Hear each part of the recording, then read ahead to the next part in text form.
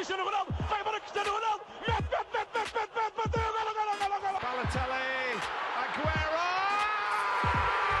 Posse de bola para Portugal, vai Éder, chuta!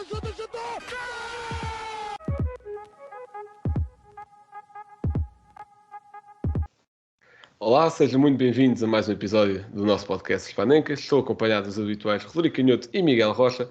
Hoje estamos acompanhados de António Tadeia, uma personalidade comentadora de futebol muito conhecida, que também comenta no seu podcast do Futebol de Verdade, também vários conteúdos para a RTP, por exemplo. Olá, António, tudo bem?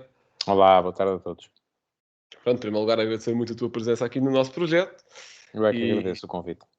É mais uma forma, é sempre mais uma forma de divulgar aquilo que se vai fazer.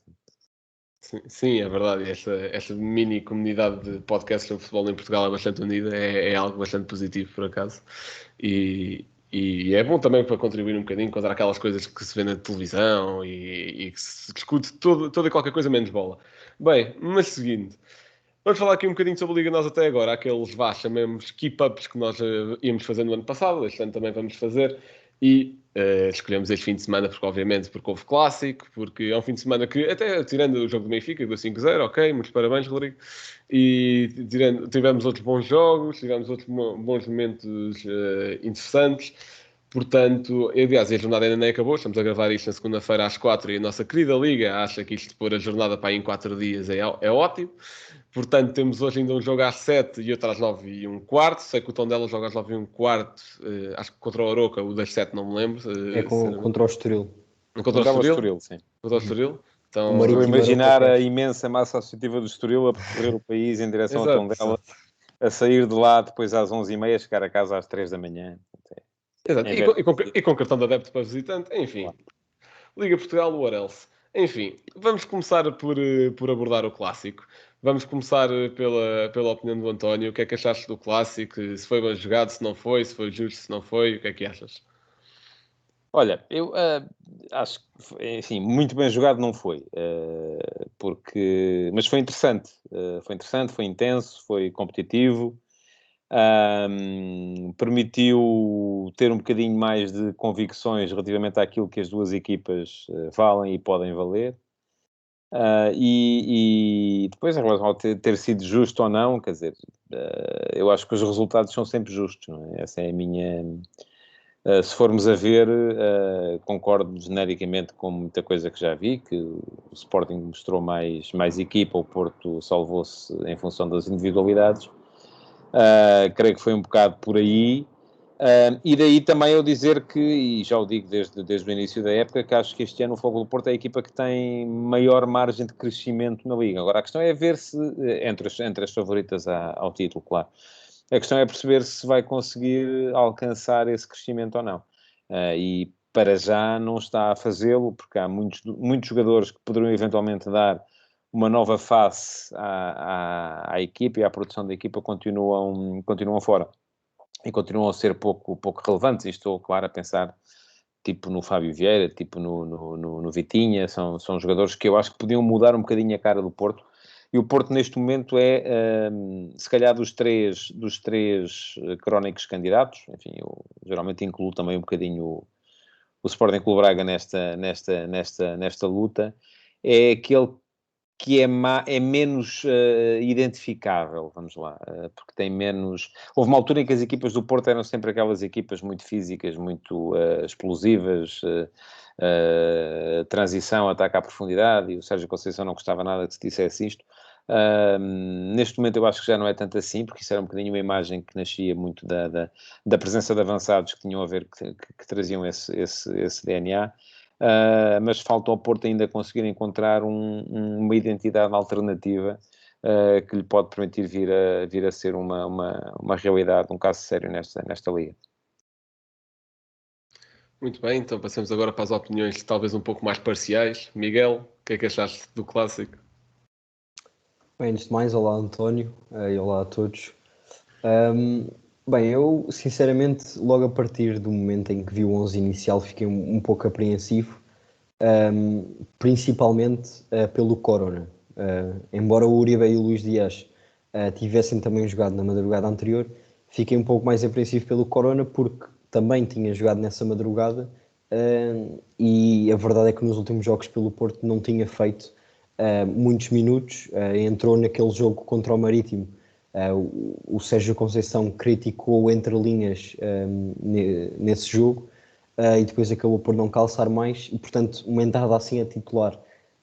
E depois o que eu concordo menos foi ele ter acabado o jogo ainda em campo, porque ele só na primeira parte lesionou-se no ombro, num tornozelo, tinha jogado há menos de 48 horas, portanto não concordei muito com a entrada dele no 11.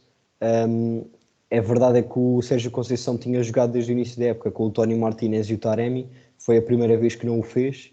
Ele tentou, e isto acontece sempre que jogam Corona, Otávio e Luís Dias, vai muito variante quem é que está nas alas e quem é que joga um pouco mais atrás do avançado. O Corona costumou aparecer mais nessas zonas centrais, enquanto o João Mário não saiu, e aí o Corona foi mais para a ala direita. Mas acho que... Deixa-me só dar-te aí os Sim, meus 50 cêntimos.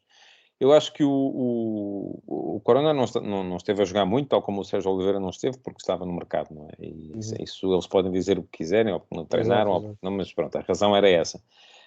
E eu acho que em função daquilo que foi a definição final do plantel do Porto, em que só há 3 avançados, ou 3 pontas de lança, vamos lá, o Evanilson, o Tony Martínez e o Taremi, que o Sérgio Conceição está a pensar muito no Corona como quarto ponta de lança. E menos nele como, até porque já tem as alas montadas com o Otávio de um lado a vir para o meio e o Luís Dias do outro. Sim. Não, eu também concordo, também acho que sim. Surpreendeu-me mais de ele mudar isso num clássico, e optar por tirar o Tony Martínez e pôr o Corona, tendo em conta que ele vinha...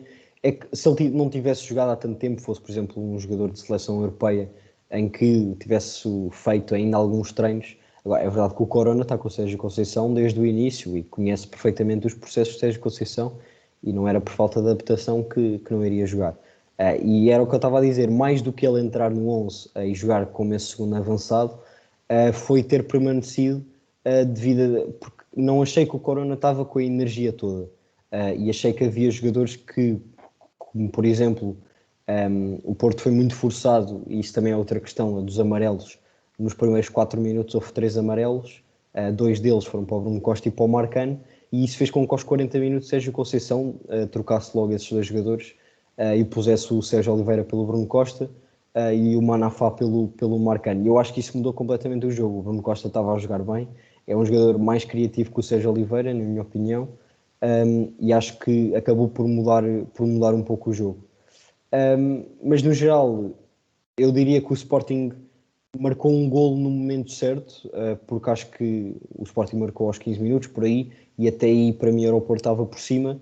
O Porto foi-se muito abaixo no golo do Sporting, e a partir daí o Sporting acabou por estar por cima. E depois era como o António estava a dizer, as individualidades do Porto acabaram por sobressair, e o Luís Dias faz aquele golo, e portanto acho que acaba por ser um resultado justo, mas o Porto teve de sofrer e muito. Isto realmente, o Amorim está uma época inteira a dizer que o Sporting é preciso de sofrer e depois faz isto ao Porto. Enfim. Portanto, posso já falar eu sobre o clássico. Eu acho que o Sporting teve uma primeira parte excelente. Eu acho que nunca vi, vou dizer na era Sérgio Conceição, porque antes com o Lopetegui, e se calhar sou capaz de não me lembrar muito bem. Mas na era Sérgio Conceição, acho que nunca vi um Porto tão fraco numa parte num clássico. Seja contra o Sporting ou contra o Benfica.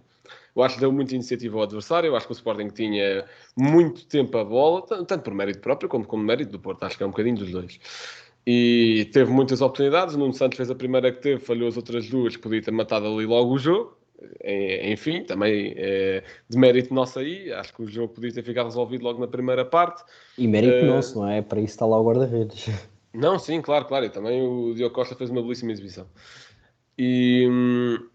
Pois lá está, estavas a falar ali do Corona, não sei até que ponto é que isso foi uma boa aposta, especialmente ali quase que nas costas do avançado, entrando assim num 11 quase de carrinho. O Corona que fez 3 posições ao longo do jogo todo, começou nas costas do avançado, foi para médio direito, depois acabou a defesa direito. E foi o que tu disseste, o Porto veio-se um bocado abaixo com o golo, mal se viu o Porto na primeira parte. E eu, sinceramente, eu e o Rodrigo até falámos ao telefone ao intervalo, que eu estava no estádio, e eu disse, o que eu tenho mais medo é que o Sérgio Conceição do nada se aperceba que o maior talento da equipa dele está no banco, que é o Vitinho e o Fábio Vieira. Infelizmente entraram tarde demais, senão acho que o jogo ainda tinha virado ainda mais. Eles Porque... não entraram, nenhum deles. O Fábio Vieira era para entrar, depois o Tony não, Pois Martins. é. exatamente. Exato, o Tony Martinez Desculpa, foi expulso e exato. ele acabou por não entrar. Exato, Entrou o Grujic. ele era para entrar, pois. Isto realmente, eu não percebo. Coisas que eu não percebo.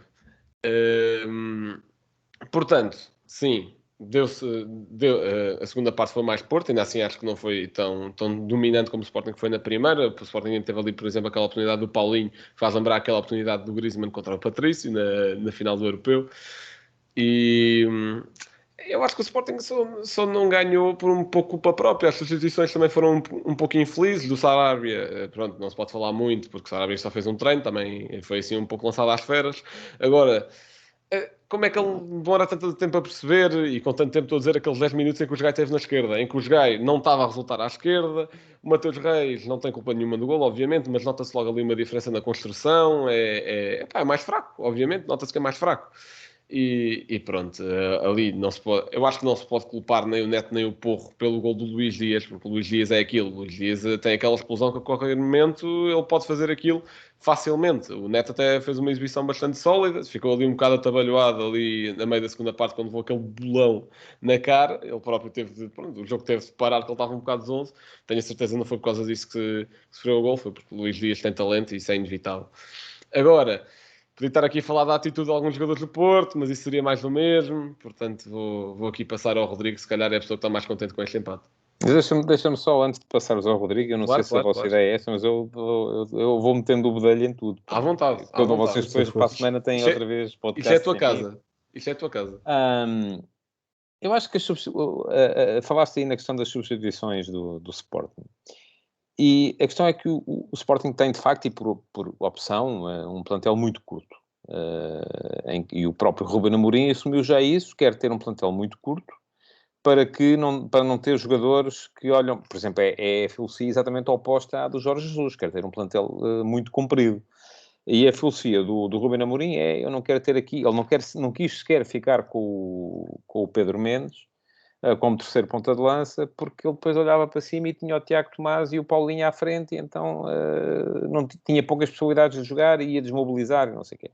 E isso depois também, enfim, tem coisas boas, e uma delas é que os jogadores estão sempre focados e mobilizados e com ritmo e com intensidade, mas tem coisas más. É que depois começam a faltar soluções. E o Sporting viu-se num jogo em que já não tinha, enfim, ficou sem o Nuno Mendes, não é? E portanto, a partir deste momento, o Sporting tem 3 alas, 3 laterais. Pode baixar o Nuno Santos, como acabou por acontecer. Mas eu acho, mais até do que perceber que o Jogai não resulta à esquerda, eu não tenho a certeza disso, foi a questão de era preciso tirar o Ruben Vinagre e era preciso tirar o Porro também, e só havia um para entrar, que era o Jogai. Porque, e a coisa agora vai apertar, o Sporting vai ter jogos de 3 em 3, de 4 em 4 dias, se há um que se lesiona, os outros têm que aguentar e têm que aguentar uns 90 minutos de jogos de altíssima intensidade e pode não resultar. De qualquer maneira, não falaste aí numa coisa, acho eu, que para mim foi a grande, e focaste um bocadinho no Porto e um bocadinho nos deméritos do Sporting. Mas aquilo, eu há bocado quando dizia que o Sporting e o Benfica têm identidades claramente marcadas, do Sporting eu acho que o Sporting neste momento é a equipa da Liga Portuguesa que melhor aproveita o espaço. A forma como a equipa do Sporting estica o jogo e estica o campo parece que para a maior parte das equipas tem 50 metros por 30. Para o Sporting não, tem os 105 por 72. E aquilo que o Sporting faz, e a equipa está especializada nisso mesmo, daí os alas sempre muito abertos, e a especialização dos médios, que são 2 jogadores, o Palhinha e o Mateus, são 2 jogadores que são muito fortes fisicamente nos duelos e que estão a aperfeiçoar um aspecto do seu jogo, que é o passe de variação de flanco. Isto faz com que o Sporting seja muito forte em 2 coisas. Ora, a atrair atrás para depois esticar na frente, ora a atrair de um lado para depois esticar do outro.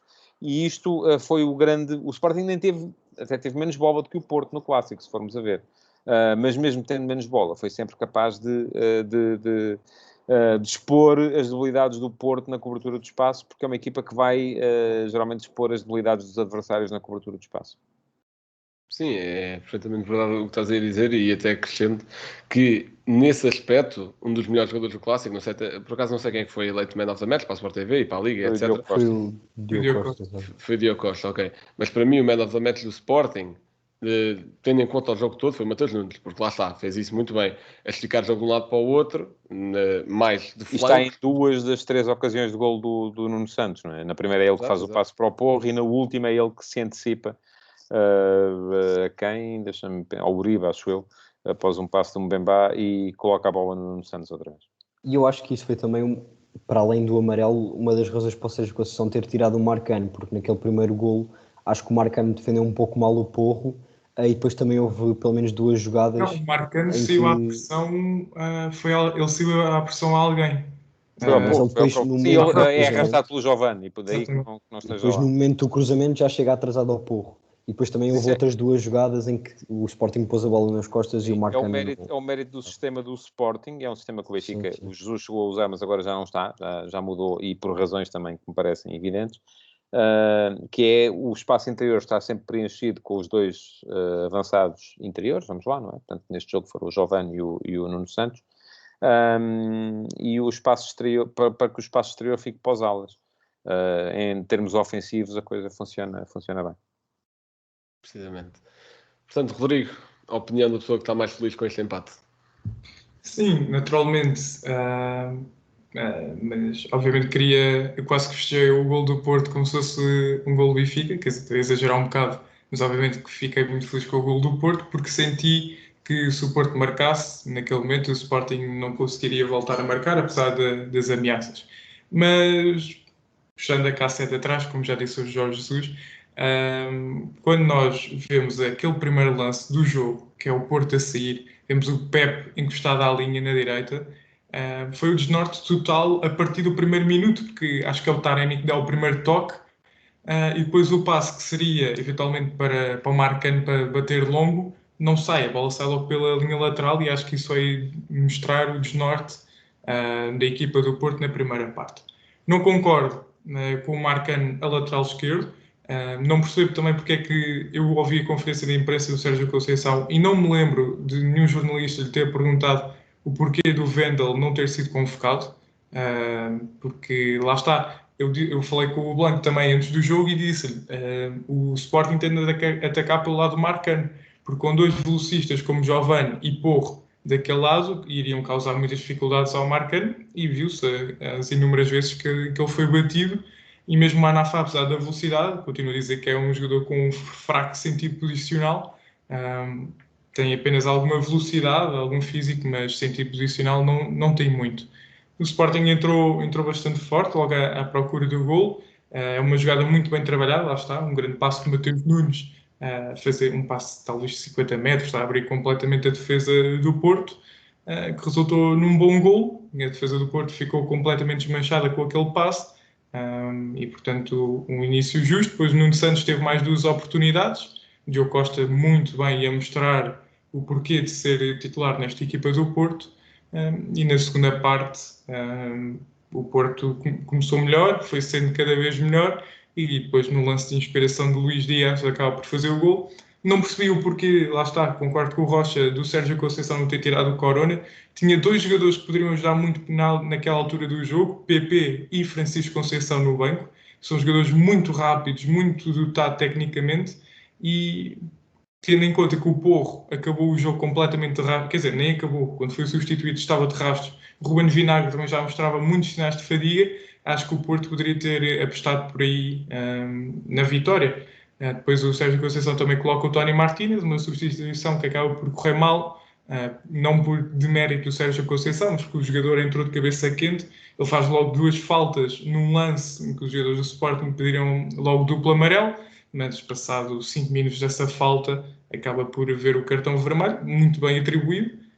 Portanto, muito mal a entrada de Tony Martínez neste jogo. Portanto, acho que o empate se adequa. Para mim, o homem do jogo seria Pep, tendo em conta a segunda parte que ele fez, inúmeros cortes, por exemplo, aquele frente ao Sarabia, que o Sarabia ia colocar no Paulinho, o Pep corta e não bate logo longo, continua com a bola dominada e depois sim tira. Foi muito boa a exibição de Pep e depois lá está. a experiência do jogador, ao perceber-se que o árbitro apitava todos os contactos, qualquer vez que debatessem, tirava-se para o chão. Também ia sempre pedir ao árbitro cartão amarelo, portanto, uma experiência enorme de Pep, que quando estamos a jogar contra ele, mete um enorme nojo, quando ele está no nosso lado é ótimo, mas para mim foi o homem do jogo Pep do lado do Porto, e do Sporting concordo com o Blanco, Mateus Nunes. Pois não tenho muito mais coisas a dizer. Tranquilo. Eu acho que nas exibições individuais do Sporting, acho que estiveram muito bem o Porro também, e o Jovane na primeira parte. O Jovane até numa missão um bocadinho mais de baixar para lançar. Exatamente para atrair o Marcano para dentro, para depois libertar o espaço para o Porro. Exatamente. Portanto, acabando aqui a análise ao clássico, que foi algo que pronto, foi um dos marcos esportivos deste fim de semana, passamos agora para, se calhar, um balanço um pouco mais geral do que tem sido a Liga Nós até agora. Portanto, vou pedir a cada um de nós, tirando o António, para abordar a época até agora do seu clube, e depois o António ou aborda os três, ou aborda highlights de cada um. Isso é ao teu critério. Portanto, posso começar pelo Miguel. O que é que tens achado da época do Porto até agora? Sempre quando o Sporting ou o Porto estavam em primeiro, fazíamos por essa ordem, ou seja, começávamos por quem está em primeiro. Agora está bem. Ai, fazíamos? Não, podes começar à vontade. Deixa estar. Não, agora... Sentiu-se discriminado.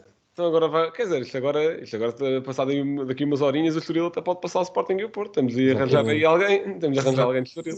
Só por aí. Mas pode começar agora. Então lá, começa lá, Miguel. Bem, eu concordo com uma das coisas que o António disse primeiro, logo no início. Acho que o Porto é das equipas que tem maior margem de crescimento neste campeonato. E acho que, sinceramente, até agora os jogos do Porto, ainda não houve assim um que me convenceu totalmente. O Porto acaba por já ter empatado contra o Marítimo, daí ter os 11 pontos, tal como o Sporting. Mas dos outros jogos que já fez e que venceu, nenhum deles me convenceu totalmente. O jogo contra o Famalicão foi muito apertado. O jogo contra o Belenenses e contra o Aroca, o Porto acaba por ganhar os dois jogos sem sofrer, e principalmente nessas primeiras jornadas, tendo em destaque o Tony Martínez. E acho que foi um período, principalmente o inicial, em que eu estava a gostar principalmente das escolhas do Sérgio Conceição. Mas acho que a partir do jogo com o Marítimo, o Porto começou a desnortear um pouco. Acho que se deveu também a toda... Acho que houve muitos jogadores que foram martirizados por causa desse jogo do Marítimo. O Porto acabou por se ver forçado, entre aspas, a ir buscar mais um lateral esquerdo. O Marcano é que foi titular nesse jogo. No jogo anterior, o Zaidu contra o Famalicão, acho que nem tinha sido titular, tinha entrado a meio do jogo e acabou por cometer vários erros. E foi tudo uma sequência, porque o João Mário já tinha ganho a ala direita e na esquerda tinha começado o Manafá, não tinha feito uma boa primeira parte. O Zaidu entrou, foi culpa dele aquele gol que depois acabou por ser anulado. No jogo contra o Marítimo, o Marcano acaba por ser titular e até faz um bom jogo, e depois acaba por ser substituído. Mas a verdade é que o Porto empata e percebe-se também pelas interações entre o Sérgio Conceição e o Luís Henriques que era preciso ir buscar mais um lateral esquerdo. E acho que foi um período de atribulação que também pode ter afetado um pouco a equipa. A verdade é que acho que podia ter afetado ainda mais. O Porto acaba por chegar a estas primeiras 5 jornadas, com 2 empates, o que já é de certa forma penalizador. O Benfica já leva 15 pontos, e portanto mais 4 tanto do Porto e do Sporting. Mas eu também acho que vai chegar a um ponto em que o Sérgio Conceição vai acabar por perceber que certos jogadores é preciso entrarem para o jogo do Porto começar a mudar. E eu acho que esses jogadores são precisamente o Vitinha e o Fábio Vieira. O Porto este ano já perdeu o Romário Baró e o Rodrigo Valente precisamente para o Estoril, que eram 2 médios. O Rodrigo Valente provavelmente iria jogar mais na equipa B. O Romário Baró, que o ano passado já se tinha estado na equipa principal, mas não tinha calçado muito. Agora, tanto Vitinha como Fábio Vieira têm de ter espaço nesta equipa, O Bruno Costa, acho que para mim está a ser a principal surpresa por ter chegado do Passos Ferreira o ano passado, após ter feito uma grande época, é verdade, mas ter roubado imediatamente o lugar o Sérgio Oliveira, que tal como o António disse, estava no mercado e por isso também facilitou um pouco o trabalho, mas a verdade é que agora vai ser difícil o Sérgio Oliveira voltar a recuperar, porque o Bruno Costa respondeu e muito bem. Portanto, acho que vai haver principalmente uma grande competitividade neste plantel. Eu estou contente com o plantel que temos. Pode ser curto, tal como o António disse, aqueles pontas de lança, Taremi, Tony Martínez e Evanilson. Pode haver vezes em que tanto o Luís Dias como o Corona, se calhar mais o Corona, vão ter de jogar a segundo avançado. Mas acho que há lugares que podem ser ocupados, tanto pelo Vitinha como pelo Fábio Vieira, que podem fazer completamente a diferença no jogo do Porto, tanto em termos criativos e também acaba por ter influência em equilíbrios defensivos, quando por vezes, eu penso por exemplo o Otávio, quando joga, é verdade que costuma jogar com o Bruno Costa e o Uribe atrás, mas o Otávio é um jogador que gosta muito de pressionar alto, ou pelo menos na primeira linha de construção do adversário, e se calhar tanto mais o Vitinha do que o Fábio Vieira às vezes que até encosta na aula, mas o Vitinha é um jogador um pouco mais de contenção, de construção, às vezes até desce entre os centrais, e nós vimos isso até na seleção sub-21, e portanto acho que podem ser jogadores muito importantes, e se começarem a ser aposta, eu acredito plenamente que o jogo do Porto vai mudar. Rodrigo, para não chorar, fala lá sobre a época até agora do Benfica. Bem, até agora fizemos o pleno, começámos o campeonato em Moreira de Cónegos, como Jorge Jesus diz, com a vitória mais sofrida, a meu ver, até ao momento no campeonato, por 2-1 lá. Foi um jogo em que o Jorge Jesus rodou praticamente a equipa toda, tendo em conta que tínhamos jogado contra o Spartak para a Champions. E portanto foi um jogo algo sofrido. Por exemplo, um dos golos marcou o Waldschmidt, que já nem está no clube, o outro Lucas Veríssimo. Portanto foi um jogo bastante sofrido, mas que o Benfica acabou por superar bem. Depois temos a vitória em casa 2-0 frente ao Arouca, uma exibição bem conseguida. E acho que, agora lembrando que o Jorge Jesus rodava a equipa no campeonato, aproveito também para colocar esta questão ao António, que é o que é que o António acha do Meite, que a meu ver acho que é um médio muito, muito bom, é um médio claramente mais de destruir do que propriamente de construção. Lá está, já estão muitos adeptos do Benfica, fazem as mesmas críticas que faziam ao Weigl, que é um jogador que passa muito para trás e para o lado. Acho que é um jogador que protege muito bem a bola, usando o seu físico, mas lá está, não podemos estar à espera que o Meite faça coisas como, por exemplo, faz o Tarap, pega na bola, fim de 3 ou 4 e chega ao pé da área. Portanto, se depois o António puder comentar esta questão do Meite, queres que responda já ou só depois? Sim, podes responder já, se quiser. Eu acho que o Meite é... Como é que eu tenho de dizer isto? Não vou dizer que é mau jogador, mas acho que o Benfica não precisava dele para nada. Porque vai jogar muito pouco, não é? Porque a questão é, o Benfica não pode jogar com Weigl e Meite, e eu não imagino este Benfica sem Weigl. Sim. Agora, se é para jogar os jogos em que o Weigl não pode, ou em que o Weigl precisa de descansar, está bem. Haja dinheiro para ter lá o Meite a jogar os jogos. Quantos jogos é que esses serão, não é? Pronto. Agora, não te vou dizer que é mau jogador, não te posso dizer que é mau jogador, mas é um jogador diferente do Weigl, é um jogador menos fino na construção, mais forte nos duelos, mais forte fisicamente, mas não concebo o Benfica a jogar com os dois. Portanto, não concebo este Benfica sem Weigl. Portanto, isto significa que o Meite será sempre um jogador para períodos de necessidade. É aquele casaco que nós já não vestimos e que temos lá em casa sempre para o caso em que num dia que esteja muito frio e que seja preciso. Acho que o Meite pode ser um jogador que pode vir a ser muito útil, por exemplo, num derby ou num clássico, em que o jogo esteja a ficar muito físico e estejamos a ganhar. Aí acho que pode ser muito útil. Mas, continuando, depois o Benfica volta a jogar para a Champions contra o PSV, 2 jogos em que tem de correr muito, e entre esses dois jogos joga com o Gil Vicente, ou melhor, jogo com o Gil Vicente depois da primeira mão que vencemos e depois do 0-0 na Holanda jogamos frente ao Tondela. O jogo contra o Gil Vicente foi uma primeira parte algo apagada, uma segunda parte já melhor, com o gol do Lucas Veríssimo aos 81 minutos, e depois o Grimaldo faz aquele, para mim foi o golo do mês de agosto. E depois temos o jogo contra o Tondela, que foi talvez um jogo em que a equipa lutou muito, visto que estava a perder desde o minuto 25, se não me engano. Lutou para combater aqueles 11 jogadores atrás da bola e foi um jogo que eu não me senti intranquilo em relação à vitória. Foi daqueles jogos em que eu senti que a qualquer momento o Benfica poderia dar a volta. E foi o que aconteceu. O primeiro golo por Rafa ou por Vertonghen, acho que para mim é gol dos dois. E depois aos 88 minutos o Gilberto acho que conseguiu agora finalmente reconciliar-se com os adeptos do Benfica. E agora o jogo contra o Santa Clara, não vou dizer que foi a exibição mais conseguida da temporada frente do Benfica, porque acho que não foi, porque a primeira parte foi muito apagada e valeu aquele gol de Rodrigo Pinho, que acho que foi fundamental para a vitória.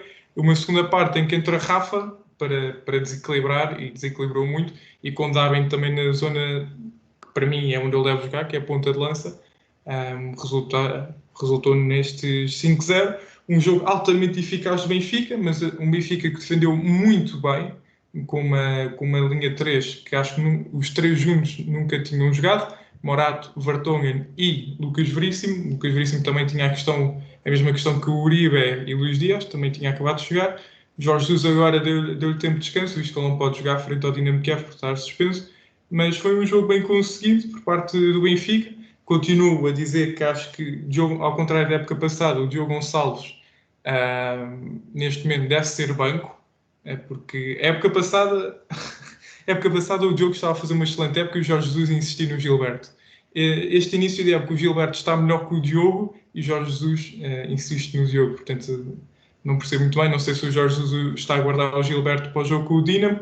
Temos ali a questão Lázaro, que vamos ver, não teve assim muito tempo, também não trabalhou muito, pode ser um jogador muito interessante no sistema 3 centrais, que, a meu ver, é o melhor para o Benfica usar, porque viu-se os problemas que o Benfica teve frente ao Tondela quando jogou apenas com 2 centrais, porque cada bola nas costas fazia-me lembrar a época passada, uma equipa sempre muito desequilibrada, e portanto acho que se o Benfica continuar a jogar com os 3 centrais, pode vir a fazer uma época muito boa. Vamos ver agora.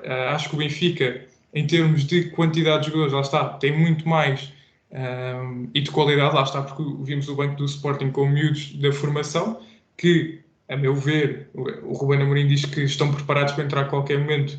Eu acho que, se, por exemplo, Gonçalo Esteves ou qualquer outro dos outros miúdos entrasse num clássico, claro que ia ser diferente, ou numa competição europeia.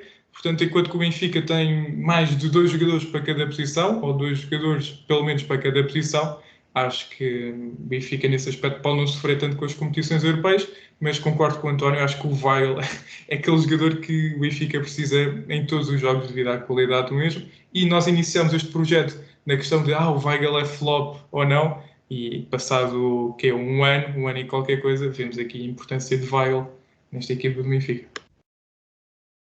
Até parece que o tema do primeiro episódio foi o Weigl é flop ou não, não é bem assim.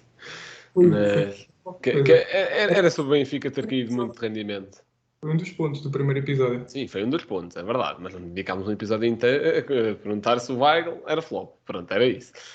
Pronto, falando aqui agora um pouco do Sporting, se calhar não tão detalhadamente como vocês fizeram, o que é que eu queria dizer? Eu sinto que o Sporting, nos vários momentos do jogo, nesta época tem demonstrado ser mais equipa do que era na época passada. Eu sinto o Sporting uma equipa mais completa.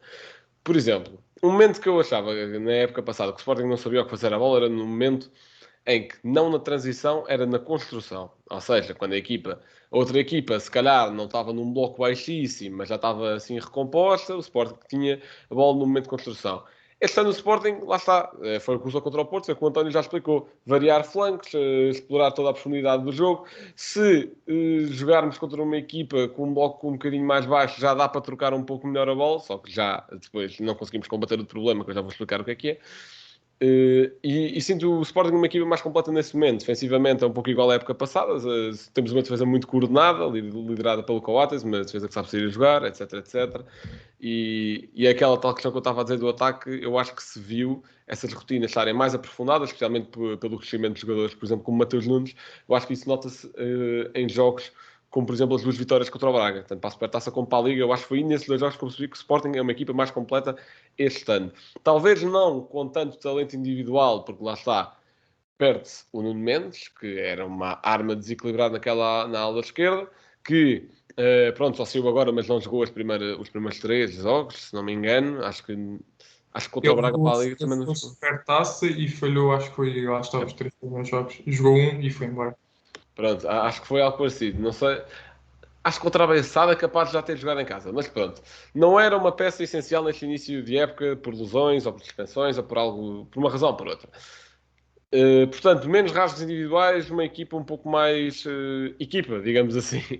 Agora, coisas a resolver. Continuo a sentir que quando o Sporting joga contra blocos baixos, apesar de trocar sempre muito bem a bola, não sabe o que fazer com a bola no último terço. Eu vou fazer aqui uma comparação um bocadinho estúpida, porque o sistema não é o mesmo, mas faz-me lembrar um bocadinho a seleção. Porque o Sporting não sabe onde meter a bola, não sabe como chegar à baliza. Exemplo disso, jogo com o Famalicão. O jogo com o Famalicão, pronto, o que desenvolvia a coisa foi um bocadinho o rasgo individual do Porro, por exemplo, que se tivéssemos um avançado que não fosse tão construtivo e que fosse mais finalizador, como o Paulinho, se calhar teríamos ganho. Não sei, mas o Paulinho falha ali uma ou duas. Esse foi dos poucos jogos que eu vi uma equipa melhor que o Sporting no último ano. Acho que o Famalicão jogou melhor que o Sporting nesse jogo. E jogou porque o Sporting, o Famalicão era uma equipa que saía muito bem em transição, dominava o meio campo também através do Ivan Jaime, ou Raume, agora não sei como é que se chama. Jaime, isso. Dominava muito bem o meio campo. Lá está, o meio campo do Sporting é um meio campo a 2, mas é muito físico e combativo. Portanto, normalmente, apesar disso, ganha o meio campo na maior parte dos jogos. Nesse não conseguiu ganhar. E lá está, o Famalicão era uma equipa que jogava em transições, mas depois também recuava muito rápido e isso deixa os jogadores do Sporting um bocado atabalhoados.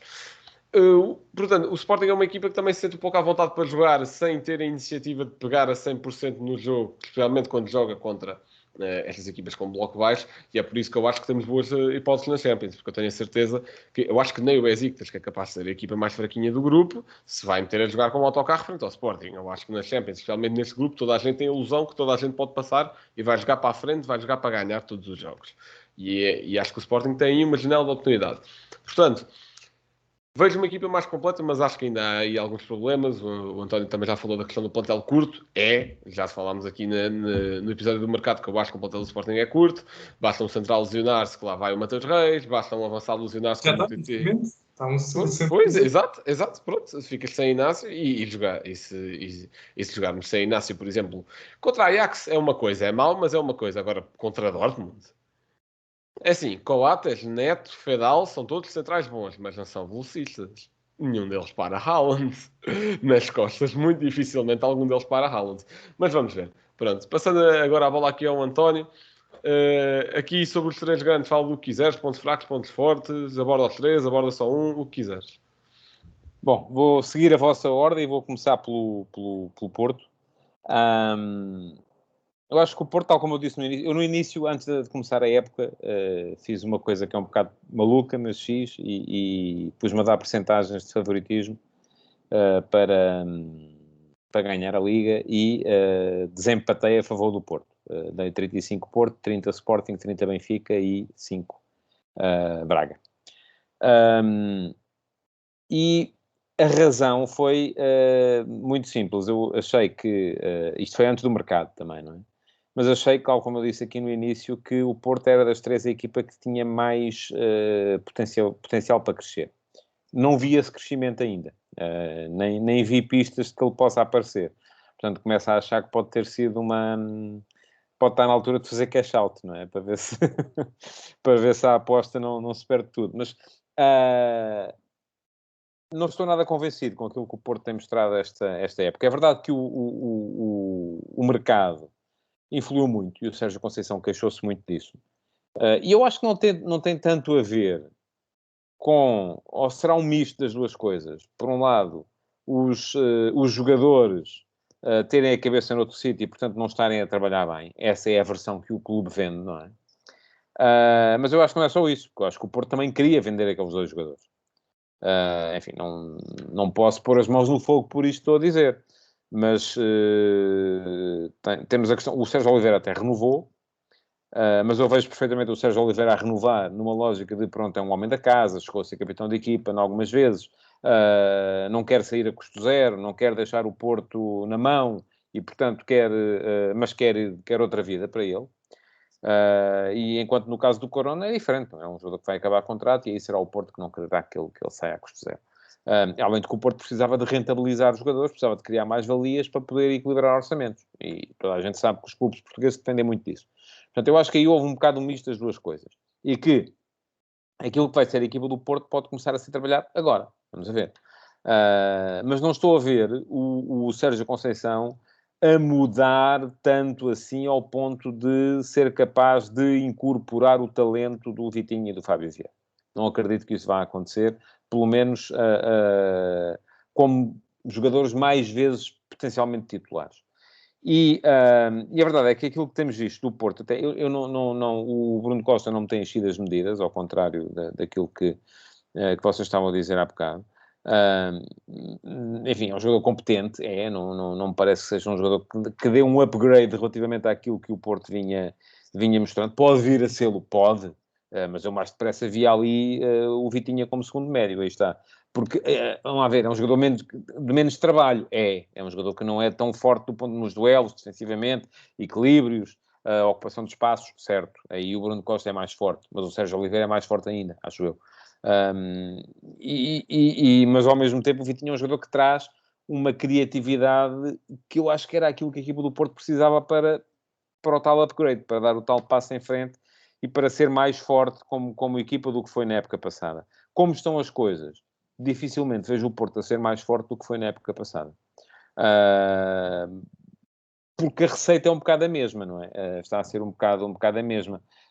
Acho que o Porto tem dois ótimos avançados, o Taremi e o Tony Martínez. Acho que o Otávio é um jogador superlativo, é um jogador que traz e dá à equipa uma qualidade, sobretudo em passos de ruptura, e naquela condição que ele tem de ora aparece a jogar pela direita, ora aparece a jogar como terceiro médio pelo meio, isso torna-se difícil de contrariar para as outras equipas, e acho que o Luís Dias é um fora de série. Aliás, eu durante muito tempo cheguei a admitir que, não sendo o Porto capaz de vender o Sérgio Conceição e o Corona, e tentou fazê-lo, tanto que eles estiveram na calha para ir para a Fiorentina com o Gattuso, e depois o Gattuso saiu e, não, enfim, foi aquilo que foi, que se calhar iriam ter de vender o Luís Dias, o que era mau, porque me parece que o plano do Porto para esta época era ter o Luís Dias como o jogador bandeira. E faz tudo assim. Aliás, viu-se a Copa América extraordinária que ele fez. Eu acho que o Luís Dias é um jogador fortíssimo no 1 para 1, é um jogador fortíssimo em condução, é um jogador fortíssimo em finalizar. A minha dúvida é se ele, tendo tido um verão atribulado porque teve Copa América, se vai conseguir manter este nível de rendimento. Mas se conseguir, estamos aqui a falar de um seríssimo candidato a melhor jogador da Liga este ano. E acho que é muito para aí que o Porto está a virar. Agora, não me tem convencido o Porto até aqui, de facto. Os jogos, não fez um bom jogo ainda falta aparecer um bom jogo, vamos ver se é amanhã contra o Atlético de Madrid, mas a verdade é que o Porto ainda não fez um bom jogo. Amanhã não, quarta-feira, acho que o jogo é quarta-feira. Mas pronto, está lá, tem os 11 pontos que tem o Sporting, e de facto não, há aqui um bocadinho de damage control que está a ser feito.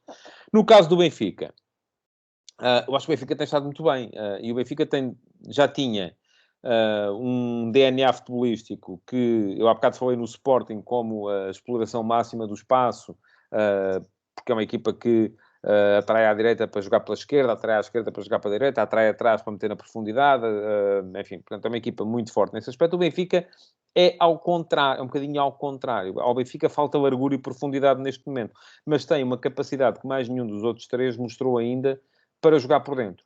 E isto tem muito a ver com o upgrade de qualidade que o João Mário trouxe ao meio-campo do Benfica. Eu acho que não há grandes dúvidas a esse respeito. Acho que o João Mário, a diferença de qualidade entre o João Mário e o Tarapte, que era quem fazia aquela posição na época passada, é absolutamente evidente. Não há aqui grandes dúvidas a esses. Porquê? Porque Não há o João... comparações. É um jogador que estamos a falar de um jogador que acerta todos os passos, um jogador que Certo. acerta 1 em 3. É um jogador muito mais coletivo, um jogador muito mais seguro, enquanto o Tarapte, enfim, era um jogador importante porque era um jogador que metia risco muito cedo na construção. É um jogador que vinha buscar a bola atrás e arriscava imediatamente, seja num passe vertical, um passe de ruptura, uma arrancada em força através do drible, a queimar linhas em posse. Portanto, são jogadores muito diferentes. O que é que o João Mário traz? O João Mário traz segurança àquele que já era o jogo do Benfica e que era o jogo em que os jogadores verdadeiramente de qualidade superior que o Benfica tinha, e eu lembro, por exemplo, do Rafa, do Pizzi, já o faziam, que é aquele jogo de tabelas rápidas pelo centro do terreno e que é o jogo do Jorge Jesus desde que tinha a Aimar e Saviola, por exemplo. Sempre foi assim. A diferença daquele primeiro Benfica para este era a qualidade dos jogadores. Ora, há aqui e os resultados têm dado até ver total razão ao Jorge Jesus. Eu acho que o Benfica não é que tenha feito sempre bons jogos, não fez. Acho que o jogo em Moreira de Cónegos foi sobre o fraco, o jogo em Barcelos foi sobre o fraco. A primeira parte contra o Santa Clara foi fraca, foi mesmo fraca. O próprio jogo em casa com o Tondela, tu disseste aí há bocado que estiveste sempre seguro que o Benfica ia ganhar. Eu não estive. A partir do momento da entrada do Weigl, que o Weigl entra ao intervalo para o lugar do meio-campo, o Tondela encolhe-se ainda mais e acho Sim, que aí mas podia ter corrido mal, sabes? Podia ter corrido mal e olha, antes do segundo gol do Benfica, o Tondela também mete ali quem é que entrou? Foi o Rafael Barbosa e o Murilho. E o Rafael Barbosa ganha 2 vezes as costas ao Gilberto e vai por aí afora e o Tondela podia ter feito 2-1 também. Portanto, podia ter corrido mal. Foi um jogo ganho muito em cima da... Agora, o que é que pode, de facto, ser o problema para este Benfica? Eu vejo aqui à partida 3... Senão o Benfica manter este ritmo é campeão com 30 pontos de avanço, não é? Isso não vai acontecer. Ganha sempre, portanto, mas isso não vai acontecer, acho que não vai ganhar sempre. Eu vejo ali 3 possibilidades de meter entropia no sistema. Uma delas é, e o Jorge Jesus já está a atacar essa, o facto do meio-campo ser, e tu há bocado falaste do Maite, o meio-campo ser fraco do ponto de vista do confronto físico e da ocupação de espaços. Acho que é um meio-campo muito forte em posse, Weigl e João Mário. É um meio-campo muito, muito forte em posse. Mas enquanto o meio-campo Palhinha e João Mário no Sporting no ano passado era complementar, isto é, havia ali uma complementaridade que fazia com que a equipa fisicamente, e se o jogo fosse pós-duelos, e se fosse o Palhinha assegurava, o Weigl não assegura. Uma coisa que eu já noto nós vimos o jogo com o Spartak e o João Mário não foi um duelo de cabeça, o João Mário afastava-se sempre. Acho que agora, e como estavas a dizer, acho que agora já se nota outra combatividade por parte do meio-campo do Benfica. Eu acho que há aí uma questão que foi aquilo que o Jorge Jesus fez. Se tu fores a ver, o Benfica, quando jogava com 3 atrás, jogava geralmente 3-4-3. E neste momento já está a jogar 3-5-2. E começou a jogar 3-5-2, se não me engano, em Eindhoven, contra o PSV. O que é que isto muda? O que isto muda é que há uma maior capacidade de ocupação de espaço a meio campo. Ainda agora, contra o Santa Clara, o Benfica joga com o Weigl atrás, às vezes o João Mário baixa para fazer segundo médio, mas há sempre o Everton ali numa posição de terceiro médio. O Everton não joga na posição em que jogou, por exemplo, o Pizzi, quando o Benfica jogou em 3-4-3. Era um 3-4-3 muito parecido em termos de posicionamentos com o 3-4-3 do Sporting, por exemplo. Diferente do 3-4-3 do Braga, mas muito parecido. Agora já não. Agora já é 3-5-2 com 3 médios. E com 3 médios, de facto, o espaço a percorrer e a ocupar por cada um, a responsabilidade de cada um é menor. Logo, já não é preciso um jogador ser um fenómeno do entroncamento do ponto de vista físico, como é o Palhinha, por exemplo, e como é também, em certa medida, o Mateus Nunes, o Sporting League. O Sporting joga sempre com 2 ali, não precisa de jogar com 3, porque eles ocupam muito espaço. Tanto o Weigl como o João Mário não ocupam tanto espaço assim. Portanto, é preciso um terceiro jogador para dividir o espaço pelos 3. Aliás, algum de vocês aí há bocado falou da seleção. Se formos a ver o Portugal-Irlanda, em que joga o Palhinha e depois o meio-campo é com 3, Palhinha, Bruno Fernandes, Bernardo Silva, e o Palhinha ganhou muitos duelos, mas Portugal perdeu quase todos os duelos nas segundas bolas que vinham da defesa. Porquê? Porque o Palhinha tinha os 70 metros de largura do campo para se responsabilizar. Ora, o Benfica, com 3 médios, tenta um bocadinho combater esse que pode vir a ser um problema. Ainda assim, sobram mais 2, que é preciso o Benfica combater. Um deles tem a ver com o facto do plantel ser demasiado extenso. E isto vai gerar azias, vai gerar jogadores desfocados a acharem assim, mas eu para eu jogar tenho que se lesionar o Joaquim, tem que ficar doente o Manel, tem que ter um problema familiar o João. Eu nunca mais jogo, portanto, olha que se lixe. Vou, mas é aproveitar aqui e não vou estar a dar tudo nos treinos e isso vai gerar... Há uns que aceitam melhor e desfocam, há outros que aceitam pior e ficam com azia, e isto pode gerar mau ambiente no balneário. É preciso trabalhar isto dentro do balneário do Benfica. Não é que não se possa fazer, claro que se pode fazer. Se perguntarem a um treinador se prefere ter 32 jogadores ou 22, se calhar quase todos vão dizer que preferem ter 22. 32. Porquê? Porque têm confiança que são capazes de gerir aquilo. A outra questão é a tradicional tendência do Jorge Jesus para embandeirar em arco quando as coisas começam a correr-lhe bem. Até agora tem-se portado muito bem. Tem falado sempre na primeira pessoa do plural, tem, em vez de dizer eu ganhei, diz nós ganhamos. Portanto, ele parece ter aprendido com os erros que cometeu no passado e cometeu-os, por exemplo, naquele famoso ano em que o Sporting perde o campeonato com ele para o Benfica do Rui Vitória, no primeiro ano de Jorge Jesus no Sporting. Aí juntou-se ele e o Bruno Carvalho, os dois, aquilo tinha tudo, de facto, para correr assim. Portanto, mas ainda assim, é claro, olha-se para o Benfica e vê-se que para já as indicações são muito, muito boas. Por fim, falando um bocadinho do Sporting também, eu acho que o Ruben Amorim O Ruben Amorim tem uma...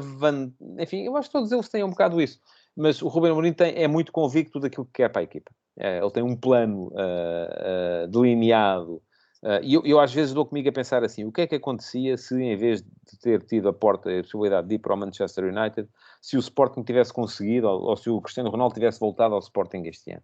Eu não vejo onde é que o Ruben Amorim ia conseguir integrá-lo no esquema de jogo dele. E isto, para mim, era... estou a imaginar o Ruben Amorim a dar voltas à cabeça e a pensar o que é que eu faço com o melhor jogador do mundo. Porquê? Porque ele é o melhor jogador do mundo, mas se calhar não entra aqui tão bem aqui naquilo que eu tenho desenhado e nos movimentos que eu tenho desenhado. Aquilo parece tudo feito a régua e esquadro. Pronto, ele não faz aquilo que faz o Paulinho. Em contrapartida, faz uma coisa que o Paulinho não faz, que é golos, não é? E isso Estás a falar aí de uma coisa que faz lembrar aquela questão da Juventus do Sarri, naquele ano em que teve lá o Sarri, em que era aquela questão de será que dá para pôr o Higuaín, o Ronaldo e o Dybala tudo junto? Ele lá meteu em uns jogos e, surpresa, dava. Portanto, é aquela tal coisa, como é que é possível ponderar-se se quer não usar o melhor do mundo, mas é de facto, ele não é o melhor para o sistema, ele não é. Neste sistema do Sporting eu concordo contigo. É o melhor para o 4-3-3 da seleção e eu estou muito curioso por ver o que é que vai acontecer no Manchester United, porque o United jogou em 4-3-3 neste jogo contra o Newcastle, com o Ronaldo como referência central. Mas enfim, o tema não é este, não vamos alongar-nos por aí. Estava a falar do Sporting. Eu acho que o Sporting neste momento tem coisas que faz muito bem. Já o expliquei aqui há bocado, a tal questão da exploração do espaço, fazer o campo grande, e o Sporting faz o campo muito, muito grande para os adversários, quando tem a bola. É uma equipa que defensivamente é muito, muito sólida, porque os três de trás, mais os dois médios, geralmente libertam os três da frente, que ficam sempre muito à frente. Geralmente pede-se equipas curtas. No Sporting não é assim. O Sporting defende com os três centrais, com os dois laterais, em 5-2-3, mas entre o 2 e o 3 há uma distância grande. E é para ser mesmo assim. Porquê? Para conseguir explorar a capacidade de depois meter a transição e de explorar o ataque rápido e o contra-ataque dos três da frente. Acho que o Sporting já fez bons jogos. Já fez jogos muito, muito bons. A primeira parte contra o Belenenses é fortíssima. Contra o Belenenses já, tem que se dizer assim. É fortíssima. Também é verdade que o adversário não era... nada do outro mundo, mas faz 2 jogos contra o Sporting Clube Braga, em Braga, em que ganha os dois e ganha os dois sem espinhas. Faz contra o Porto o primeiro, eu acho que foi o primeiro clássico do Ruben Amorim em que o Sporting é dominante. Acho que não tinha acontecido ainda. O Sporting no ano passado ganhou e perdeu com o Benfica, enfim, no jogo em que ganhou, o jogo foi dividido, o jogo em que perdeu porque aquilo estava tudo ainda na ressaca da festa. Faz 3 jogos com o Porto, e os 3 jogos com o Porto são 3 jogos também, enfim, há um bocadinho mais de Porto, acho eu, em quase todos eles, e o Sporting ainda assim empata 2 e ganha 1. Este jogo com o Porto é o primeiro jogo em que o Sporting é verdadeiramente dominante, porque me parece que foi... enfim, o XG do jogo mostra isso também. O Sporting teve mais possibilidades para marcar, devia ter ganho o jogo se o jogo fosse uma soma de estatísticas. Mas, ao mesmo tempo, faz um jogo muito mau, que é o jogo de Famalicão. É um jogo francamente mau. Eu acharia, se não tivesse visto o jogo de Famalicão, eu acharia que o Sporting estava fortíssimo e pronto para ser, neste momento, tão candidato como o Benfica. Mas o jogo de Famalicão, acho que pôs a nu ali vários problemas, sobretudo problemas ao nível da construção. Porque eu acho que foi aí na construção, e não foi tanto, no meu ponto de vista, na zona de criação, foi mais no início, porque o Famalicão baixou as linhas de pressão, e baixando as linhas de pressão, fez com que o Sporting tivesse a tentação de verticalizar muito cedo, perda de bola descoberta, bola no Ivan Jaime, o Ivan Jaime a explorar as diagonais do Ivo Rodrigues e do outro Rodrigues, do outro extremo, e muitos problemas para os centrais do Sporting nesse jogo. Portanto, eu acho que o Sporting pode vir a ter... É a equipa que tem o sistema mais bem assimilado, mas pode vir a ter problemas também. E os problemas aqui são os inversos do Benfica. É a escassez. E eu percebo a ideia de ter poucos jogadores para todos eles estarem focados e super focados no treino e no próximo jogo, porque todos eles podem jogar, a verdade é esta, não é? Mas depois há esta questão de... o Sporting não teve o Gonçalo Inácio, entrou o Neto, o Coates estava lá, estava também o Fedal, mas o Fedal tem tido problemas para aguentar os 90 minutos. Agora não vai haver Coates no jogo contra o Ajax e também pode não haver Gonçalo Inácio e vamos ver como é que aquilo se vai fazer, não é? Porque é verdade que o Ruben Amorim tem confiança na forma dos jogadores conhecerem diversas posições naquele sistema. E eu acho que o ano passado o facto de o Sporting ter estado na Europa foi fundamental, não só do ponto de vista de haver menos desgaste, mas porque houve muito mais tempo para trabalhar. E houve muito mais tempo para os jogadores assimilarem aquilo que o treinador queria deles. Mas por isso mesmo, quer dizer, o Jogai pode ser lateral, pode ser central, o Nuno Santos, tal como o Nuno Mendes podia, o Nuno Santos pode ser extremo ou avançado interior, como pode ser ala ou lateral, o Giovane pode ser avançado interior ou ponta de lança.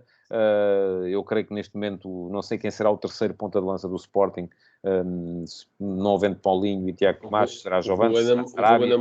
O Ruben Amorim neste jogo convocou o Tiago Ferreira, mas não sei até que ponto é que... Mas o Tiago Ferreira também é mais, acho que é mais avançado interior do que ponta de lança, propriamente dito.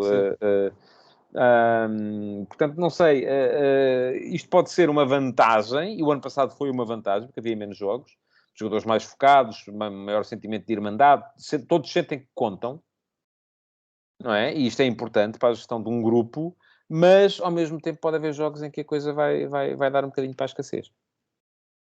E acho que exemplo disso vai ser agora contra o Ajax, sem Coates, sem Inácio, e depois se jogar com o Jogaio, eventualmente a central, depois como é que vai jogar no campeonato? A meu ver, o Porro não consegue, neste momento, ainda fazer 90 minutos completos. Sim, é provável que não. No clássico contra o Porto, o Gonçalo Esteves ainda teve a aquecer, mas depois acabou por não entrar. Também sim, porque eu acho que o quarto lateral do Sporting é o Nuno Santos. Acho que os 4 laterais do Sporting são Pedro Porro, Ricardo Jogaio, Rubem Vinagre e Nuno Santos. O Gonçalo Esteves, enfim, é uma opção para uma emergência. Exato, sim. Pronto, alongámos aqui um pouco mais nos 3 chamados grandes, mas a nossa liga é muito mais que isso, ao contrário do que se calhar muita gente pensa, não sei, inclusive a malta do estrangeiro. Portanto, vou-vos pedir para escolher uma equipa surpresa e uma equipa de desilusão deste campeonato. Eu estou a dizer que vamos deixar de falar dos 3 grandes, mas podem, se calhar, algum de vocês pegar aqui, tanto como surpresa como desilusão, não sei. Mas pronto. Pode começar o Rodrigo desta vez para não ficar chateado. Diz-me lá uma equipa surpresa e uma equipa de desilusão, a teu ver. Ora bem, eu tenho de dizer que a minha equipa surpresa, se bem que eu não considero assim uma grande surpresa, tendo em conta a posição em que está, porque pensei no Estoril, e acredito que alguém poderá vir a dizer Estoril, mas vou dizer o Boa Vista, que está a ser uma equipa bem trabalhada com o João Pedro Sousa, a mostrar mais uma vez a sua qualidade como treinador, um Boa Vista muito sólido, que roda algumas peças e continua a jogar bem. Exemplo disso agora este último jogo frente ao Portimonense, empataram 1-1. Achei sempre um Boa Vista superior, a meu ver. Portanto, coloco aqui o Boa Vista como a minha equipa surpresa. Queres que diga já a desilusão? Pode dizer já. A minha equipa de desilusão. Eu ponderei entre o Fama, mas acabei por não optar pelo Fama, porque é verdade que ele não ganhou, já fez bons jogos, e parece um bocado, agora comparando, por exemplo, com o Wolverhampton Bruno Lage, é verdade que já ganhou, mas parece que é daquelas equipas que a qualquer momento vai começar a ganhar jogos. E deixa-me só dar aqui uma nota, lembrei-me disto e foi algo que me deixou bastante irritado, que foi, me lembrei porque a Bessade tem último neste momento, foi ontem no jogo frente ao Vitória, o Vitória ficou reduzido a 9 aos 59 minutos. E só aos 75 minutos é que o Petit mandou, não era, quer dizer, naturalmente deve ter sido o Petit que mandou a indicação, porque quem estava ontem, o Petit estava suspenso, quem estava ontem no banco era o Nuno Campos, se não me engano. E só aos 75 minutos é que o Petit tirou um dos centrais para meter alguém na frente. Portanto, irrita-me um bocado esta mentalidade da Belenenses já, mas pronto. Petit ball. Exato.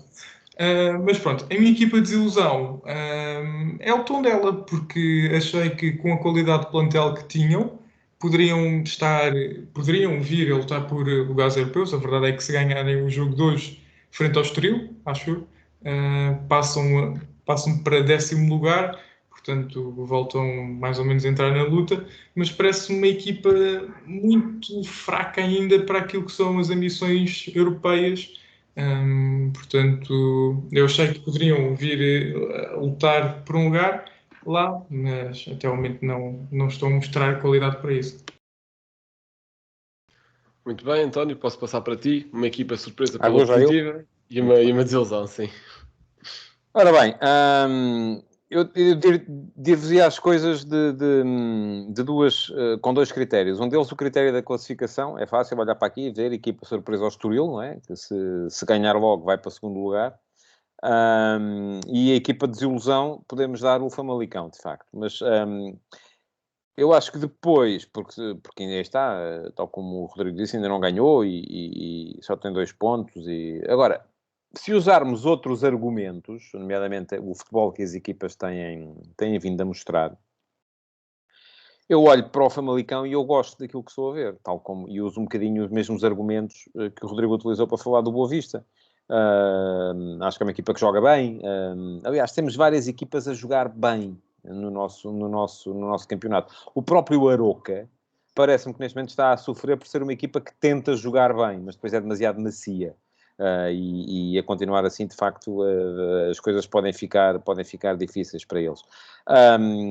Portanto, olhando para aqui, para ver desilusões, não é fácil, enfim, porque já não estava iludido com o Belenenses Chato, porque acho que aquilo enfim, não há jogadores para mais, e eu não culpo demasiadamente o Petit. Eu não vi o jogo ontem, o Vitória Bessade não vi, mas não culpo demasiadamente o... Vitória teve as melhores ocasiões, é jogar com o 9, uma luta, foi uma entrega enorme, mas é um futebol muito fraco. Claro, ou seja, no meio da equipa da Bessade destacam-se as individualidades, uma boa exibição de Tomás Ribeiro e muito boa do Afonso Sousa, mas de resto... Pronto, então, olhando para isto tudo, eu de facto tenho alguma dificuldade para escolher uma equipa de desilusão, porque eu acho que em todas elas eu consigo ver coisas boas, de facto. Menos, de facto, na Bessade, é a única na qual eu não tenho visto assim nada de extraordinário. Mas aí está, já não estava iludido, mas o Famalicão está a jogar bem. O Aroca está a tentar jogar bem. Não sei se vai conseguir. Eu prezo a insistência do Armando Evangelista, porque está a tentar, mas aquilo, eu temo que se os pontos não aparecem rapidamente, que ele pode vir a ter de mudar de ideias, se calhar não, mas se calhar é o Aroca que vai mudar de treinador. O Tondela, percebo, mas eu já vi o Tondela fazer coisas boas neste campeonato. O primeiro jogo é muito bom. O próprio jogo na Luz, a mim, pareceu-me bom. Acho que o Moreirense pode dar mais, e nesse aspecto podemos falar aqui um bocadinho também de uma certa desilusão. Acho que o Santa Clara vai inevitavelmente dar mais, porque este início da época com poucos pontos, são 4 pontos em 5 jogos, tem a ver com o empenho que a equipa foi mostrando nos playoffs da Conference League. Aqui, por exemplo, Carlos Júnior.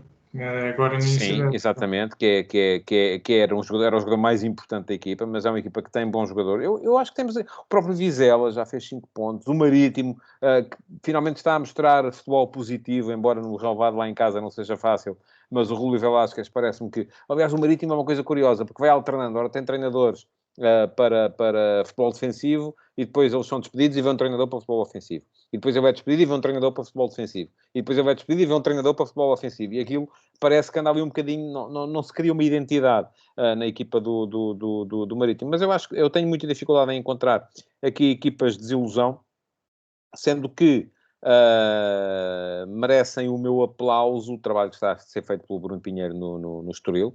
Estoril muito bem. Vamos ver como é que reage à perda do Crespo, a ver se aquilo continua a funcionar, mas eu creio que sim, porque há ali jogadores muito, muito importantes e muito fortes. O Gil Vicente e o Ricardo Soares também bem, e depois o facto de no fundo da tabela termos equipas que estão a jogar bem ou a tentar jogar bem. Pronto, o Boa Vista, não falei do Boa Vista, o Boa Vista lá em cima também tem estado num bom nível. E eu acho que isso tem sido um bocado o sinal desta liga, que quer ser boa, e falta de facto os clubes perceberem que os treinadores querem fazer uma liga boa. Blanco, deixa-me só roubar aqui a rúbrica do Rocha, que vão ver, quem tiver Sport TV naturalmente, que vá rever o jogo Gil Vicente Vizela, que acho que foi dos melhores jogos que tivemos até agora no campeonato. Olha, aproveitando a tua deixa, vou já dizer a minha equipa surpresa e a minha equipa de desilusão. Eu vou, como equipa surpresa, vou aqui abordar o Gil Vicente, porque tem tido boas exibições acompanhadas de... É assim, para uma equipa como o Gil Vicente, 7 pontos em 5 jornadas é ótimo. Para uma equipa, estou a dizer, com as ambições no início de uma época, digamos assim. Sendo que já jogou com o Benfica, fez um excelente jogo contra o Benfica. Digamos que o Ricardo Soares abdicou um bocadinho da sua identidade ali a partir dos 60 minutos, e acho que é isso que dá os 2 gols. Estava a rasca. Pois, é um pouco por aí. Eu acho que se não tivesse abdicado tanto era capaz de sacar pontos ao Benfica, mas não sei. Sei que está a maximizar muito talentos, como a entrada do Fran Navarro, o Samuelinho, que já estava na equipa, o Fujimoto, que fez agora um belo jogo contra o Vizela, o Pedrinho, que estava no Passos, depois decidiu... É tal coisa, exatamente, capitão da equipa, é tal coisa da Liga Nós. É preferível, se calhar, ir jogar para outro campeonato periférico, nem em Ligas Europeias jogar, do que ser aqui titular num Passos de Ferreira, porque lá está, a competitividade se calhar não é a maior. Mas pronto, ainda bem que ele regressou, porque o Pedrinho tem muito futebol para dar na nossa Liga, também está a jogar bastante bem. A tal coisa do guarda-redes, do Kritchuk, que acho que agora foi vendido ao Zenit, lá está. Foi uma ótima sacada do Gil Vicente ter ido buscar a custo zero neste verão. Mas lá está, para clubes que dependem também um pouco de vender para sobreviver, percebe-se, tenho pena, mas percebe-se que o Kritchuk também estava a fazer um bom início de época. Equipa de desilusão, concordo com o António na questão de que é algo difícil escolher aqui uma equipa de desilusão. Eu vou tentar ir por Aroca, só porque é assim, para quem... Eu não sei o quão atentos vocês estavam à época passada, mas o Aroca fez uma reta final de campeonato incrível. O Aroca, acho que fez nas últimas jornadas da segunda Liga, acho que ganhou as últimas 7 jornadas seguidas, conseguiu fazer uma comeback incrível para chegar ao play-off e vencer o Rio Ave. Mas nota-se sim essa tentativa de jogar futebol ofensivo, tentar jogar futebol bonito, só que lá está, é tal coisa que se calhar falta um pouco de garra, se calhar falta algo, se calhar elementos mais físicos, não sei. Sei que não é só por pormenores que se perde, também está ok que já jogou com o Porto, ok que já jogou com o Benfica, mas por exemplo acho que o jogo com o Estoril é muito mal batido, acho que podia ter feito melhor, por exemplo. Enfim. Miguel, equipa surpresa e equipa de desilusão. Bem, pegando já nessa questão do Aroca, eu acho que primeiro de tudo o Armando Evangelista é um grande treinador, e acho que o futebol que o Aroca tenta jogar é um futebol que funcionava na segunda liga, mas que acaba por não funcionar na primeira liga. Não sei se, claro que é um nível diferente de futebol, mas acho que, como disseram todos vocês, eles vão ter de se adaptar um pouco. Mas agora aqui, equipa surpresa e desilusão, eu começo por dizer já modéstia à parte, mas no nosso episódio a fazermos a nossa previsão para a Liga Nós, eu considero que até agora acertei nos 2 óbvios, digamos assim, pela classificação.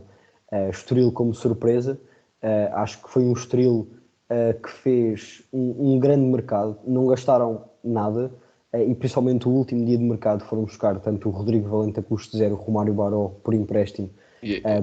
Deixa-me só acrescentar aqui uma coisa. Eu acho que essas Sim. entradas do Baró e do Rodrigo Valente se calhar já era a prever um pouco a saída do Crespo. Pois, lá está, a saída do E o Miguel Chico Crespo. Geraldes, mais qualidade para ir. Sim, o Chico Geraldes acho que já estava mais desde o início da época, mas a saída do Miguel Crespo, claro que acaba por marcar um pouco aqui este mercado, mas acho que o resto das transferências acabaram por ser boas. É o Chico Geraldes, o Romário, o Rodrigo Valente, o Ferraresi, que foi um jogador que jogou no Porto B, depois foi para o Moreirense, ele é da formação de Manchester City, acho que é um grande central. Trouxeram também o Lucas Áfrico, que já jogou no Marítimo, o Rui Fonte do Braga, o Leonardo Ruiz, o Patrick William, exatamente, o Leonardo Ruiz, que passou na equipa B do Porto, depois foi para a equipa B do Sporting, também é um bom ponta de lança. Portanto, acho que fizeram aqui um grande mercado, tem uma boa equipa e sinceramente vamos ver como é que corre o jogo de hoje frente ao Tondela, mas é uma equipa que tem tudo, entre aspas, pelo menos até agora, para lutar por lugares europeus. E a equipa de desilusão, o Famalicão também foi uma das que eu apontei no início da época para possível desilusão. A minha justificação foi aquela questão da saída do Bruno Alves e da discussão que poderá ter havido entre Bruno Alves e Vieira, que de certa forma acabou por ser confirmada num momento caricato num áudio do Ronaldo para um membro qualquer do Nacional, exatamente. A minha justificação foi essa, o possível mal-estar dentro do balneário, e portanto é verdade, o Famalicão anda a jogar bem e melhor do que estes 2 pontos que acaba por ter à quinta jornada, mas até agora é a desilusão. Se não formos por aí, tem de ser o Guimarães, porque 6 pontos em 5 jornadas não é algo de bom para uma equipa como o Guimarães, que nas últimas épocas pelo menos luta. Aí se alguém do Norte ouvir isto, claro. Vitória. O Vitória, peço desculpa. Não só marcaram 4 golos e foi tudo num jogo frente ao Vizela. Sim, a verdade é que acabam por ser das melhores equipas em termos de golos sofridos. Acho que só têm um golo, acho que são mesmo a melhor até. Portanto, nesse aspecto até estão bem, mas depois acabam por não conseguir marcar. E portanto, um 10º lugar para o Vitória não é nada de bom.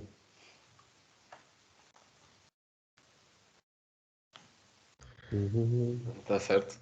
Portanto, já que o Rodrigo não quer apresentar a minha rúbrica, se calhar avanço já. Mas falta um tópico. Os 3 melhores jogadores. Se quiseres ir por aí, eu acho que estávamos aqui a destacar algumas individualidades aqui ao longo, mas está bem. Então fazemos isto rápido, porque o episódio já está compridito. Olha, até posso começar eu assim com justificações muito curtas. Top 3 jogadores para mim da Liga até agora, sem grandes justificações. Eu diria Fran Navarro, adaptar-se a uma Liga nova, vindo da Liga Espanhola, acho que está a trabalhar muito bem no Gil Vicente. Palhinha, porque para além do trabalho defensivo já dava ano passado, acho que está a crescer muito ofensivamente também. E nunca pensei estar a dizer isto. Joãozinho do Estoril, que também já esteve no Sporting em 2013, por aí, porque está a fazer um início de época incrível, defensivamente e ofensivamente. Está a ser uma das estrelas do Estoril aos 32 anos, reinventou-se agora na Liga Nós, e acho que é de louvar. Diz? Marcou um golaço Contra o Vizela. Por acaso agora não me lembro contra quem é que foi. Mas enfim. Rodrigo, top 3 melhores jogadores. Ora bem, o Rocha destacou o Vitória como uma equipa de desilusão, mas eu tenho de ir lá buscar um jogador que é o Sakho, que é incrível o que ele faz, o que ele tem vindo a fazer. Tem algumas falhas, mas é um jogador que eu gosto muito, não me importava nada até do Benfica. E depois fui por Rafa. Já só tens 4 atrás de Exato, é isso. 5 dava mais jeito. E Jorge Jesus gostou de ouvir essa afirmação. Já que também tem um meio tempo para o lugar do Weigl, mais um para outra posição, eu não fazia mal. Não, podemos ir buscar mais um avançado, se eu preciso. Isso aí acho que ainda temos poucos. Vou falar disso, podem ver esse conteúdo no Patreon. Depois, Rafa, que é um jogador que sempre que entra, e não tem sido titular sempre no campeonato, mas sempre que entra desequilibra, exemplo disso agora este jogo frente ao Santa Clara, está farto de marcar e dá muitas assistências. E depois aquilo, um jogador que já temos vindo a falar e já destacámos, João Mário, que é ele que, no fundo, ele e Weigl, mas tenho de destacar mais o João Mário, porque faltava ali um jogador para aquela posição, que é quem mete a máquina do Benfica a funcionar. Portanto, fica aqui este meu top 3. Portanto, eu gostei daquela ponte que fizeste para o conteúdo do Patreon. Foi bem sacado. Miguel, o top 3 para ti. Bem, então, sem muitas justificações, em primeiro lugar vou pôr o Luís Dias, acho que vai ser o melhor jogador deste campeonato. Em segundo lugar vou pôr o Fran Navarro, como disseste, o jogador de Gil Vicente, que até agora é o melhor marcador da Liga. E em terceiro lugar vou pôr o Mateus Nunes, que penso que na próxima convocatória para a seleção já vai ser convocado. Muito bem. E pronto, terminamos aqui com o top 3 de António. Muito bem. Eu vou ser mais democrático e vou dar um jogador a cada um dos grandes, né? Porque acho que é o que faz sentido neste momento. Pedem-me 3 jogadores, enfim, há uma série de jogadores de Estoril que eu gosto particularmente.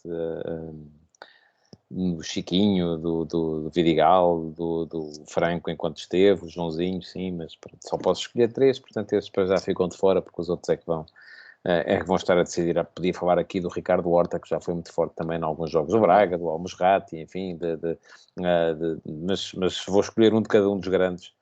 Acho, por aquilo que já disse, parece que não é difícil concordar com as escolhas do João Palhinha e do Luís Dias, que eu também acho que são jogadores fundamentais neste momento, tanto numa equipa como na outra. No caso do Benfica, entre todos os jogadores que o Benfica tem, e muitos deles têm estado num elevado nível até ver nesta época, eu ainda assim acho que o João Mário foi o jogador que trouxe a maior mudança ao futebol do Benfica. O Rafa está a fazer um bocadinho aquilo que já fazia na época passada, o Weigl também, o Otamendi tem sido muito importante, e acho que a grande diferença tem a ver, de facto, com a incorporação do João Mário. Daí que eu escolho estes 3, Luís Dias, João Palhinha e João Mário. Bem, e agora sim, chegamos às rúbricas, com o facto do Blanco. Muito bem. Podia ter abordado aqui um bocadinho pelo clássico, mas houve vários eventos esportivos este fim de semana e quis diversificar aqui um bocadinho. Vamos abordar aqui o jogo 1000 de Mourinho, que acabou no final emocionante com um gol de El Shaarawy a cair do pano e a dar a vitória ao Mourinho, com aquela corrida que fez lembrar a corrida dele em Old Trafford quando ganha o United com o Porto. E ele próprio disse que durante a semana dizia aos outros que ganhar o jogo 1000 não é assim tão importante, mas estava nervoso para caraças e isso notou-se ali naquele gol da vitória. Portanto, o que é que eu quero destacar? Era o jogador que tem mais gols o jogador que tem mais gols e que foi utilizado por Mourinho nestes tais 1000 jogos de Mourinho. Não é o Paulinho. E pronto, e assim também faço, se calhar, uma ponte para outro evento desportivo, que foi a estreia de Ronaldo pelo Manchester United. Portanto, sim, Cristiano Ronaldo foi o jogador que mais marcou, que Mourinho mais pôs a marcar durante estes tais 1000 jogos, com 168 golos.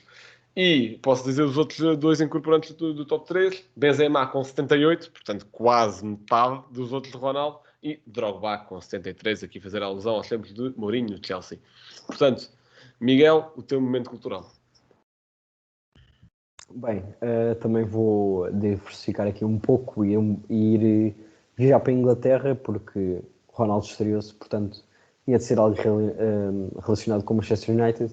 E se o Manchester United já não era o clube da maior parte dos portugueses pela passagem do Ronaldo lá em alguns anos, que sei que para o Rodrigo não era, mas acho que sinceramente agora passou a ser ainda para mais. E o Rodrigo, eu sei que lá no fundo também quer que o Manchester United ganhe. Pelo menos alguns jogos. Eu no início do jogo estava, o que é que o Ronaldo marca? Mas depois, da maneira como foi o primeiro gol, fiquei, não tinha de ser isso. Pronto, a minha recomendação...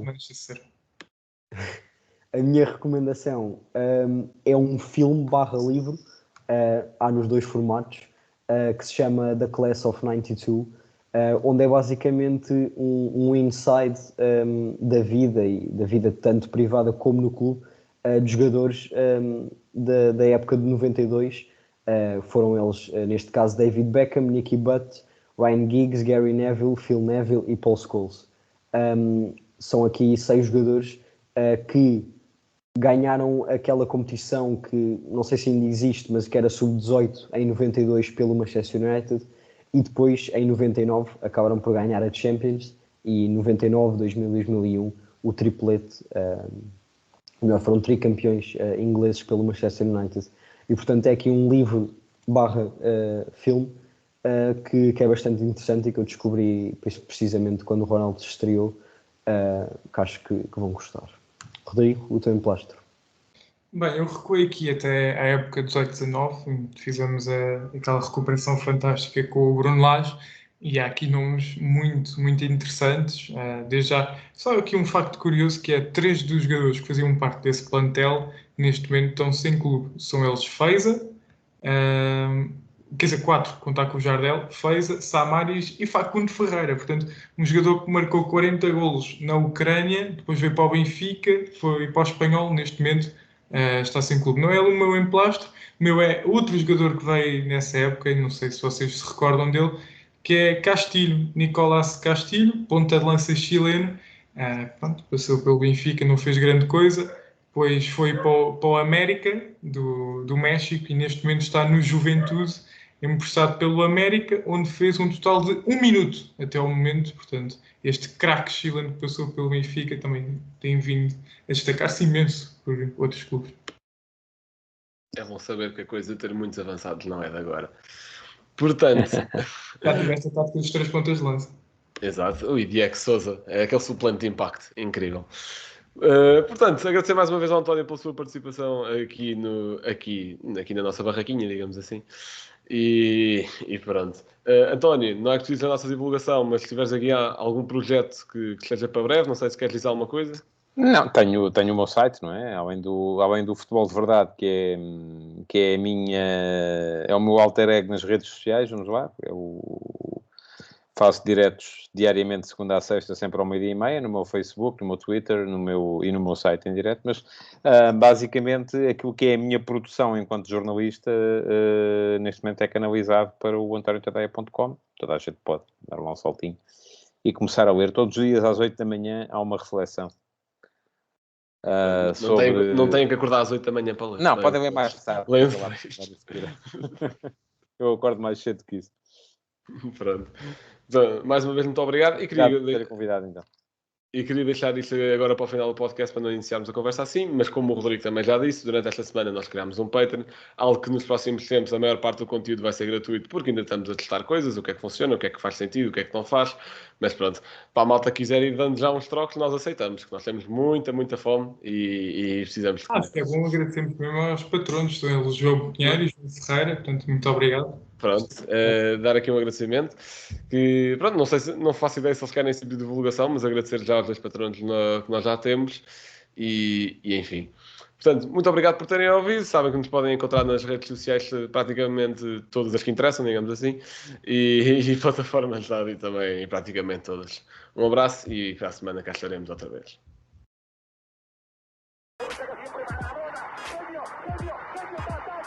Liverpool 3-0. Corner taken quickly. Origi! Está isolado Cristiano Ronaldo. Vai para Cristiano Ronaldo. Mete. Bateu. Golo. Balotelli, Aguero! Posse de bola para Portugal. Vai Éder. Chuta.